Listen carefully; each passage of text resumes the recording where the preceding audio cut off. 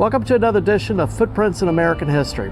Today we're going to talk about Jimmy Stewart and his PTSD that he had when they filmed the movie It's a Wonderful Life. Now, yes, it is a Christmas story that had a happy ending. However, this movie and this experience that led up to the movie was not good for Jimmy Stewart, and it definitely affected him. Now, he was already an actor in Hollywood when the war broke out. So, 1941, he realized he had to volunteer to go overseas. Hollywood didn't understand that, and he had to explain to people, look, this is more important than Hollywood. People need to realize that this is for the greater good. So he went to Europe, and he ended up becoming an officer. He was in the 703rd Bomber Squadron, and he ended up flying bombers over Germany and over Europe during this war. Now, this was really bad. And what made it a little bit worse for Jimmy Stewart was the fact that when he was flying these bombers, his commanding officers, he was an enigma to them because he was so dedicated to the mission. It wasn't that he liked combat. In fact, it was the exact opposite. He hated it with a passion.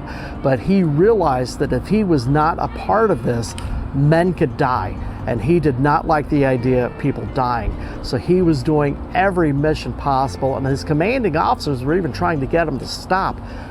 He was going to have nothing of it. He was going to fight, and he was going to see it to the end because he knew the importance of this war. He knew the importance of keeping men from dying. And he flew B-24 Liberators during his time overseas. But out of the 4.5 years he was in there, he spent no less than 15 months in combat. That is a lot of time. Now, like Tom Landry spent time in the service. If you go back to the previous video I did about Tom Landry, bomber pilot, he did 30 missions over Europe himself. With Jimmy Stewart, it doesn't say how many he did, but 15 months of combat is clearly a lot of missions. And he saw a lot of people die. And this was definitely having an effect on him. He was losing weight during the war. He already had a high metabolism, but losing weight during the war just made it that much worse for him.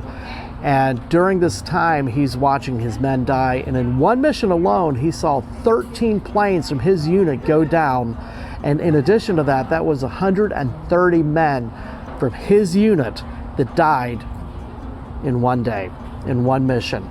So you can tell that this probably had a little bit of an effect on him. So February 1945 rolls around. They tell him, you're done, go back to the United States. He had served his time in the military. Now he goes back and he's damaged. He's damaged. So he goes back to Pennsylvania where his parents lived and spends time with them. And he suddenly realizes after some time that he needs to go back to Hollywood. If he wants any chance to act again, he needs to go back and face these people. So he does. Now, when he gets out of Hollywood, he doesn't get any job offers. And he doesn't know what to do. And he's living with Henry Fonda, who also is not getting offers. Henry Fonda had also come back from the war. So now he's having to deal with what's going to happen. Well, Frank Capra, who directed It's a Wonderful Life, had decided he wanted to do this movie. He had looked at another movie, but he decided he really wanted to do It's a Wonderful Life. He felt that Jimmy Stewart was perfect for the role. So he went to Jimmy Stewart and he talked to him about it, and he explains to him, this is a movie about a man who wants to commit suicide. So Stewart wants nothing to do with this. No, I don't want to play a man that's going to commit suicide. That's not the kind of role I want to do. And he literally walked off the set. He almost quit acting even. But Frank Capra convinced him to stay in the acting, but he doesn't want to do this role. He's walked off, and what happens is his agent goes to him and says, look, you have no other job offers. So he convinces Jimmy Stewart to do this. Now, he does agree to it, but it's very reluctantly. So they start filming this movie, and there's Donna Reed and all these other famous people in this movie, and he's acting in this movie, but it's tense. He's fighting to deal with his PTSD, and he did not realize how bad it was. He's still thin. He's still struggling to eating.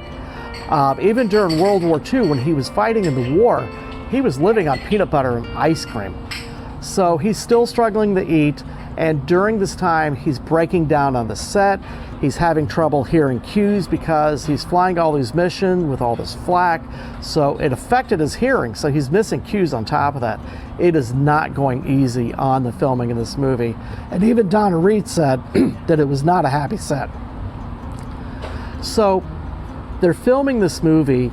And if you watch this movie, you see a lot of anger in this that leads up to when as his life begins breaking down. I'm sure many of you have seen the movie. You see his life breaking down as just pressures add up. There's $8,000 missing.